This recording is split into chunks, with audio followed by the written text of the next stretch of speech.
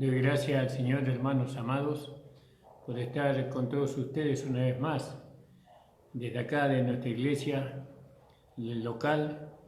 Les saludo y les abrazo en el amor del Señor a todos los hermanos.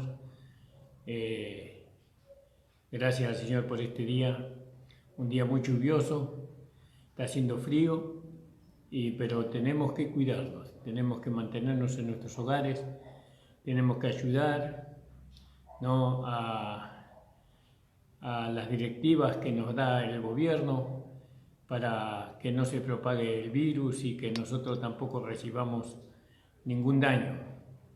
Hoy salió una noticia de un hermano pastor que hizo reunión, creo que en Santiago del Estero, y él ahora está internado de coronavirus y contagió a muchos hermanos también.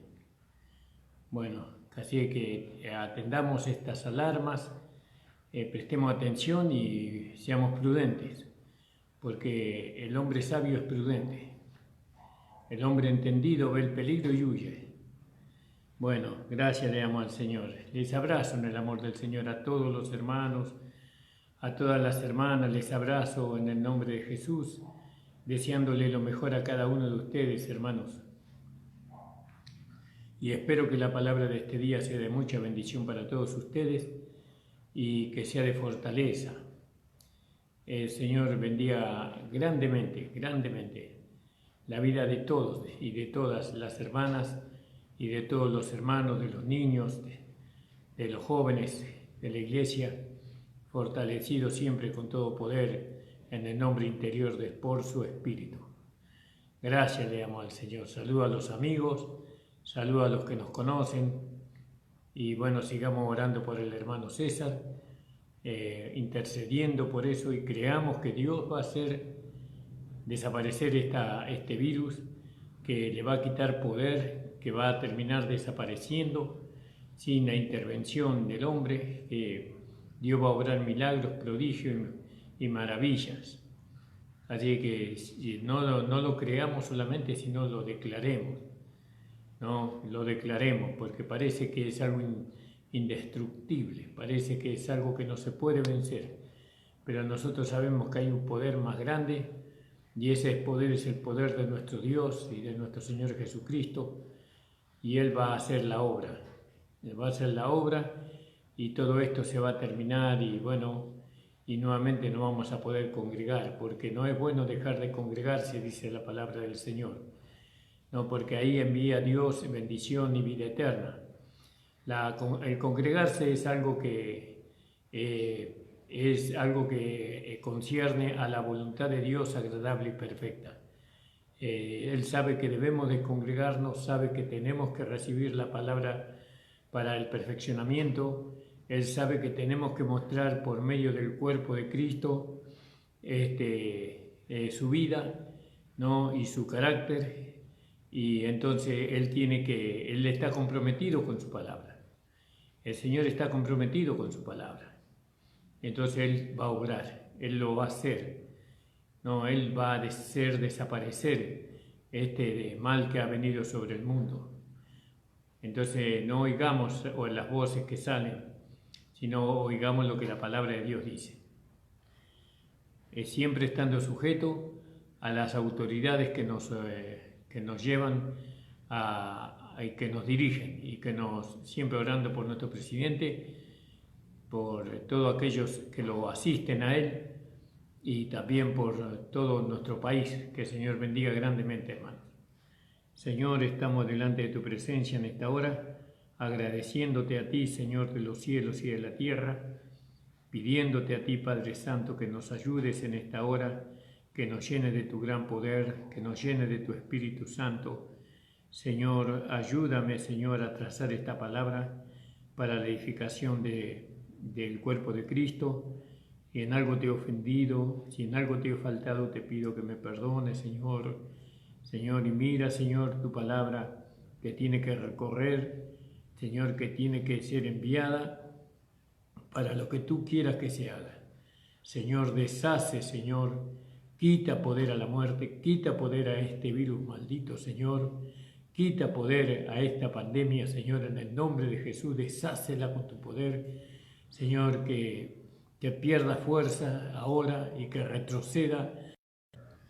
Bueno, mi hermana no la puedo atender ahora, no te puedo atender, hermana, después te atiendo, después te llamo y hablamos un ratito. Te mando un fuerte abrazo y bueno, y después te llamo más tarde.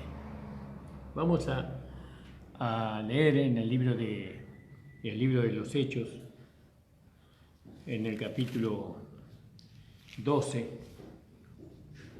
gloria al nombre del Señor, porque el libro de los Hechos está dividido.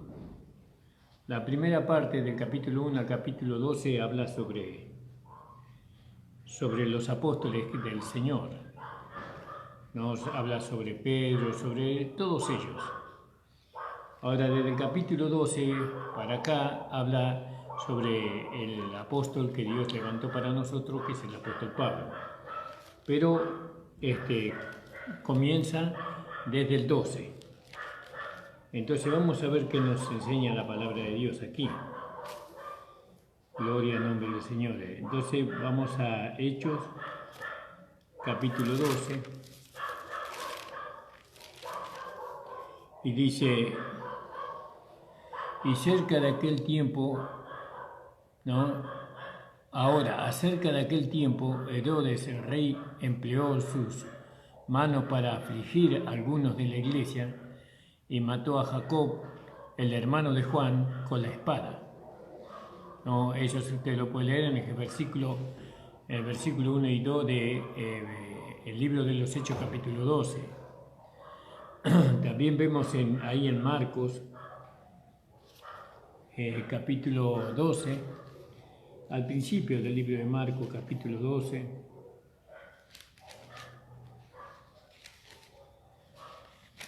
dice la palabra del Señor. Y comenzó a hablarles por parábolas, ¿no? Creo que sí, Marcos capítulo 12, comenzó a hablarles por parábolas.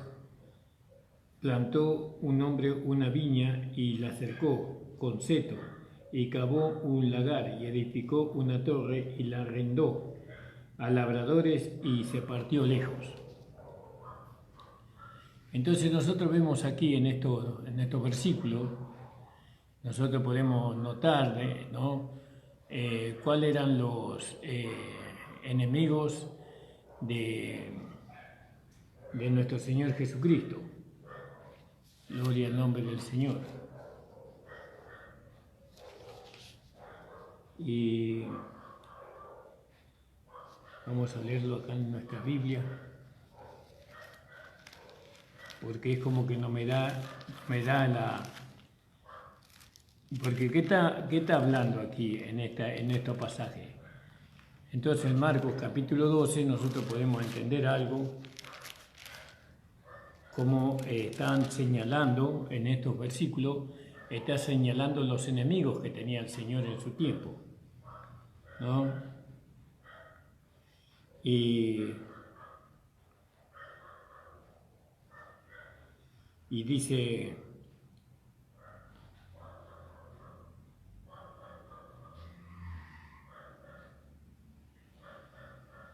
la palabra del Señor en el versículo 12, 27, entonces volvieron entonces a Jerusalén y andando él por el templo vinieron a él los principales sacerdotes, los escribas y los ancianos, y le dijeron, ¿con qué autoridad haces estas cosas y quién te dio esa autoridad para hacer estas cosas? Esto estamos leyendo en Marcos capítulo 11, versículo 27. Entonces nosotros vemos acá como cuando dice, y ahora cerca de aquel tiempo Herodes, ¿no? Y el rey empleó sus manos para afligir a algunos de la iglesia y mató a Jacobo, hermano de Juan, con la espada. Entonces nosotros vemos cómo esto también le ocurrió al Señor Jesucristo. o a los hermanos que estaban en el tiempo del Señor. Porque acá, ¿qué estábamos viendo? Acá está señalando la Escritura el enemigo que tenía la iglesia en aquel tiempo. Y el enemigo era Herodes. Él era el enemigo de la iglesia. Y es bueno que nosotros podamos identificar quién es el enemigo realmente. Porque si no identificamos quién es el enemigo, hermano, entonces no lo vamos a poder combatir con certeza. No lo vamos a poder ver venir. Y tampoco lo vamos a conocer, porque no lo vemos. Pero acá la Escritura nos hace ver quién era el enemigo de los cristianos en aquel tiempo. Por lo menos de la iglesia primitiva que estaba en Jerusalén. Y dice que el rey empleó sus manos para afligir a algunos de la iglesia y mató a Jacob, hermano de Juan, con la espada. Y aquí en Marcos, capítulo 11, versículo 27, también nosotros vemos los enemigos que tenía nuestro Señor Jesucristo. Entonces dice, volvieron entonces a Jerusalén y andando él por el templo, vinieron a él los principales sacerdotes, los escribas y los ancianos. Fíjese quiénes eran los enemigos del Señor. Esos eran los enemigos religiosos. Porque hay enemigos religiosos y hay enemigos políticos que nosotros tenemos. Y nosotros tenemos que identificarlos bien. Entonces dice, y le dijeron, ¿con qué autoridad hace estas cosas? ¿Y quién te dio autoridad para hacer estas cosas? Entonces vemos ahí, ¿no? Y se entiende perfectamente, ¿no? Porque ahí vimos nosotros los fariseos y los herodianos, y después finalmente los seduceos. Los fariseos, los herodianos y los seduceos, o los infieles. Entonces nosotros podemos ver que el enemigo de la iglesia al principio estaba el mundo religioso, y ese mundo religioso fue ordenado en contra de nuestro Señor, también en contra de Santiago en este caso, y después fue el mundo gentil, el mundo político, porque ¿quiénes fueron los que lo crucificaron a nuestro Señor Jesucristo? No fueron los religiosos, sino que fueron el mundo político. Los romanos fueron los que lo crucificaron a nuestro Señor Jesucristo, ¿no? Y entonces tenemos dos enemigos, ¿no? Que es el mundo religioso y el mundo político. Gloria al nombre del Señor. Y esto es bueno que nosotros entendamos. ¿Por qué lo tenemos que entender a esto? Porque nosotros tenemos que entender lo que va a venir en el futuro, lo que va a pasar después de esta pandemia. Ahora, lógicamente, que para esto poder concretar, porque no lo pueden concretar separado uno del otro, sino estos se tienen que unir. Porque estos dos poderes, tanto religioso como político, ellos se unieron y le dieron muerte tanto a Jesús como a Santiago. Le dieron, por la espada le dieron, porque los enemigos de los apóstoles eran los mismos judíos religiosos, ortodoxos. Pero necesitaban el mundo político para que el mundo político llevara adelante la consumación, digamos así, de lo que ellos querían. Entonces nosotros vemos que el mundo religioso, el mundo en aquel tiempo eran los judíos, ¿no? Primero está el mundo religioso y después viene el político.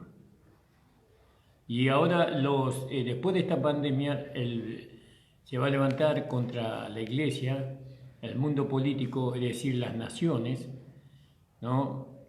Se van a levantar las naciones y va a empezar la persecución de la iglesia en todo el mundo. ¿No? Porque acá después vamos a ver cómo está hablando de dos etapas en la vida de la iglesia. Y Lógicamente que tanto el mundo político, el mundo religioso, ellos tienen un odio, ¿no? Hacia la iglesia. ¿Por qué odian a la iglesia? ¿Por qué odian a Cristo? ¿Por qué odian a Cristo? Porque Cristo es la luz que lo desenmascara a ellos. Cristo le hace ver a ellos su pecado.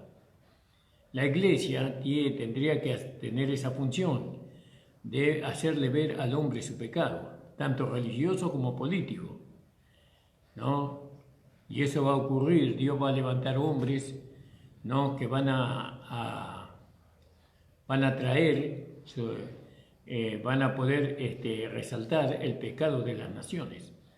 Y entonces se van a unir, porque fíjese que hoy podemos hablar de muchos políticos que realmente son usados por Satanás, presidentes. Y bueno, muchos, ¿no? Que tomaron, como dice el libro, creo que el libro de Jeremías, creo, no me acuerdo bien, no quiero equivocarme, dice que ellos hicieron un pacto con la muerte y dice que dijeron a la mentira y a la falsedad: tú eres mi escudo o mi protección, ¿no? Y ellos viven bajo ese poder y se van a levantar hombres como Jacob, hombres como Jesús y como otros hombres que se levantaron a través de la historia y van a sacar a la luz el pecado. Y bueno, y van a buscar, las naciones van a odiar a esos hombres que van a predicar en ese tiempo y los van a perseguir y los van a matar, como hicieron con Jesús y como hicieron con este caso con Jacobo y con los apóstoles.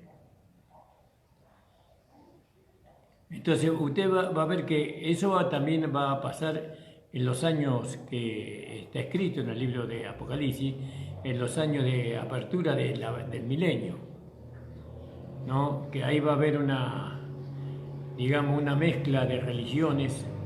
Ahí la Iglesia Católica con muchas otras religiones se van a unir y también se va a unir la parte política, y todo en contra de nuestro Señor, en contra de la Iglesia verdadera. Pero ellos van a pelear y van a hacer todo lo posible para que el Señor Jesucristo no pueda instalar su reino milenial. Pero el Señor los va a vencer a ellos, ¿no? Y cuando Él los venza va a haber un reinado de paz en el mundo por 1000 años. Pero la lucha que va a tener nuestro amado Señor, ¿no? Porque esto es una sombra, es una figura de las cosas que van a venir, es algo profético. Lo que pasa es que nosotros no lo vemos, pero el Espíritu Santo nos muestra que así como ocurrió con Jesús, así como ocurrió con Jacob, así como ocurrió con muchos hermanos que fueron muertos, ¿no? Por medio de los religiosos sumados a la parte política, ¿no? Esto es una demostración de cómo va a impedir o va a querer impedir el mundo religioso más el mundo político el establecimiento del reinado de Cristo sobre la tierra. Pero el Señor los vencerá, como está escrito. Entonces nosotros estamos viendo por medio de la historia que Santiago cuenta, ¿no? Y a través de estos capítulos, estos 12 capítulos, porque de acá hasta terminar cuentan 12 capítulos, y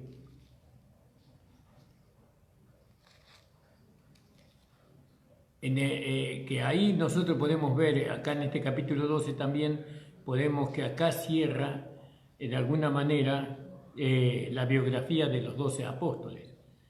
Acá en este capítulo 12, después empieza otra historia, con otro hombre, empieza otra historia con otro ministerio, con otro cuerpo, digámoslo así, ¿vio? Y eso nosotros tenemos que entender. Van a empezar, vio que este es el libro de los Hechos. Este libro de los Hechos habla de lo que los apóstoles, de los hechos de los apóstoles, dice. ¿Sabía que dice el libro de los hechos de los apóstoles? Bueno, el libro de los hechos de los apóstoles terminan en el capítulo 12 de del libro de los Hechos. Ahí terminan los Hechos de los Apóstoles en el libro, en el capítulo 12. Pero eso va a continuar, porque los Hechos de los Apóstoles no van a terminar en el capítulo 12, porque ellos van a tener un lugar predominante en el milenio, ¿no? Ellos van a ser 12 apóstoles que se van a sentar en los 12 tronos sobre las 12 tribus de Israel, y ahí van a seguir escribiendo sobre los hechos de los apóstoles. Pero en cuanto a este tiempo, ¿no? Ellos, acá en este capítulo 12 se menciona la finalidad, la biografía de todos los apóstoles que estuvieron con el Señor. Como vemos nosotros en Lucas 22, 30. Lucas 22, 30, donde dice: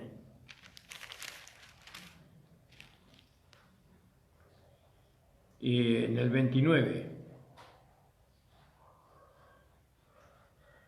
del 28, hermanos.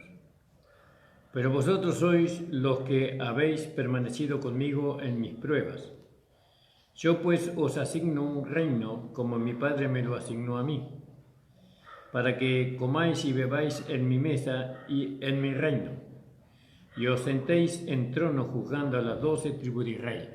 Cuando eso sea una realidad, van a seguir los hechos de los apóstoles. No es que muchos dicen que nunca se terminó de escribir el libro de los apóstoles, de los hechos de los apóstoles, porque todavía hay hechos que no se han contado en la historia, en el libro, porque los hechos de los apóstoles siguen con nosotros, pero no es así. Eso es una mala interpretación. Los hechos de los apóstoles no han terminado, porque los apóstoles van a seguir obrando, por así decirlo, o van a seguir reinando, ¿no? Y los hechos de ellos se seguirán escribiendo, pero de esos apóstoles, no de la iglesia. Los hechos de la iglesia son separados de los hechos de los apóstoles. Espero que se haya entendido. Entonces nosotros vemos cómo el Espíritu Santo, Él estaba preparando un camino nuevo, completamente nuevo, con un nuevo orden, porque iban a venir cosas nuevas, ¿no? Completamente nuevas, ¿no? Pero el Espíritu Santo estaba preparando ese camino, y bueno, y para eso tenía que salir de la escena Jacobo, como también vemos que el Señor Jesucristo el Señor Jesús tuvo que desaparecer de la escena para que se pueda proyectar lo que Dios tenía preparado, que era la evidencia de la iglesia, porque después de Jesús vino la iglesia, ¿no? Y si Jesús no hubiera sido crucificado, si no hubiera muerto, entonces la iglesia no hubiera sido una realidad como lo es hoy. Pero Él tenía que salir de la escena, Jesús. Los apóstoles también tuvieron que salir de la escena. Todo es para preparar la siguiente etapa, ¿no? Ahora Jacob y los 12 apóstoles terminaban, como vamos a ver, ¿no?, su tiempo, y venía otro tiempo, una nueva etapa, con cosas completamente nuevas, ¿no? Porque ahora no era un cuerpo religioso, o no eran los apóstoles los que iban a edificar la iglesia, sino que era un cuerpo que era el cuerpo de Cristo a través de un nuevo apóstol, porque Dios se tenía guardado un nuevo apóstol para llevar con él un propósito, ¿no?, que era preparar la esposa para su hijo. Es algo que los apóstoles del reino no pudieron hacer, porque no les fue dado hacer eso, a ellos hacerlo, ¿no? Porque sabemos que la esposa de Cristo no es judía ni es gentil, sino que es una nueva creación. Bueno, todo eso Él no se lo dio a los apóstoles del reino, porque a ellos les fue dado otra misión. ¿Cuál es la misión que Dios le dio a los apóstoles del reino? No sentarse sobre 12 tronos y juzgar las 12 tribus de Israel. Ese es el lugar que el Señor le dio a ellos, porque ellos habían sufrido con Él y habían padecido con Él. Entonces, el Espíritu Santo motivó de así, por así decirlo, a que algunos hombres escribieran sobre esto, que escribieran la historia, porque la historia se tiene que escribir. Y esta historia llega a ser una profecía. Dios llega a ser una profecía y es una profecía maravillosa. Gloria al nombre del Señor. ¿Y por qué es maravillosa esta historia? ¿No? Porque ahora empezamos nosotros. Ahora empieza la iglesia gentil. Ahora empieza no solamente la iglesia gentil, sino la iglesia que está constituida por judíos y gentiles. Antes la iglesia que salió después de la cruz eran solamente judíos. Y si alguien quería pertenecer tenía que hacerse judío por medio de la circuncisión y guardar la ley. Pero ahora viene un nuevo cambio de cosas, ¿no? Y ahora es maravilloso para nosotros. ¿Por qué? Porque es referente a nosotros, referentes a la nueva creación. Y eso es lo que habla el capítulo, esto es lo que habla el capítulo 12. Entonces, este capítulo 12 nos habla de la consumación de la biografía de los 12 apóstoles, ¿no? Y nos introduce a nosotros, por así decirlo, a unos nuevos hechos, a cosas nuevas, a cosas que hasta ese momento no se podía establecer.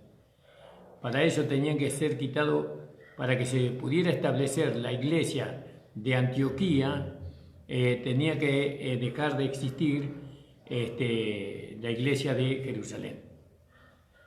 Tenía que dejar, o los apóstoles tenían que dejar el lugar aquel a quien Dios había llamado, porque fue en Antioquía que el Espíritu Santo llamó al apóstol Pablo para el Evangelio. Él lo llamó. Ahora nosotros siempre vemos que, por ejemplo, Juan y Pedro siempre estaban asociados ellos, ¿no?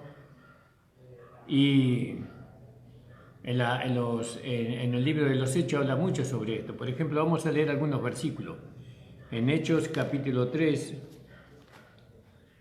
en el versículo 1 al 3.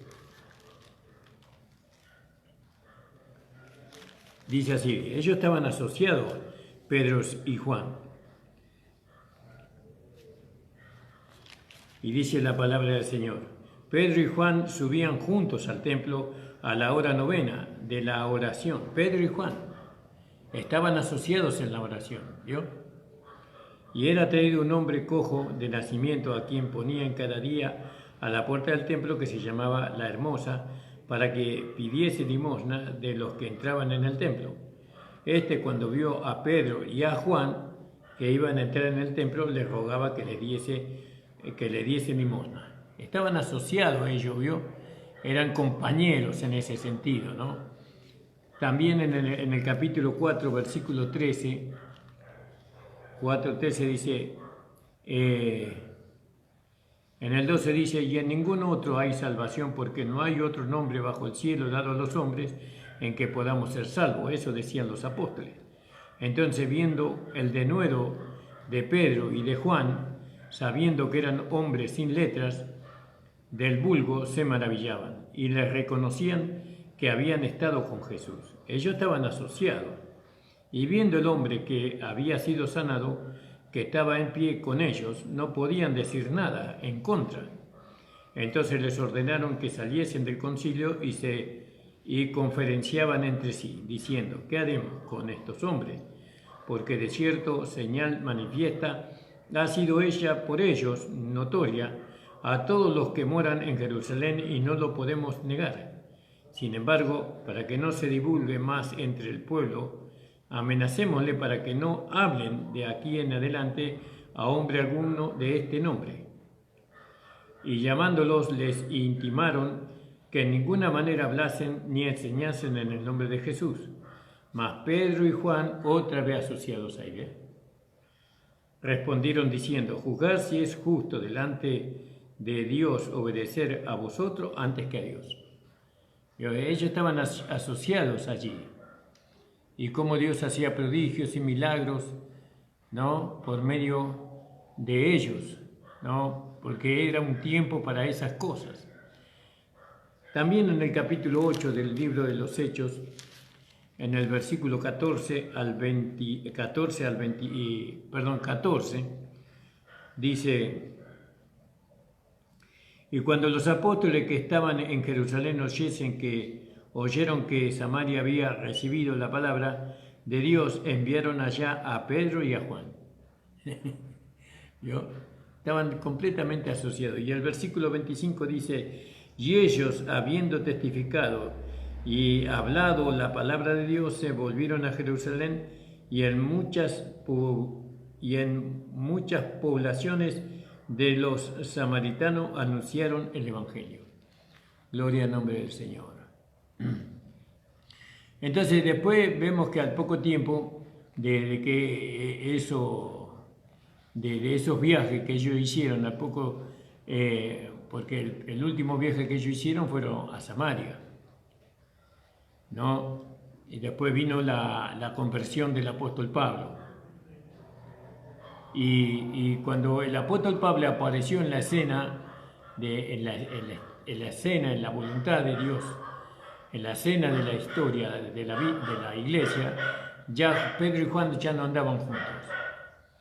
Ya no sabemos por qué es eso, pero ya es como que el Espíritu no permitió que ellos andaran juntos, ¿no? El último lugar que ellos habían andado fue Samaria.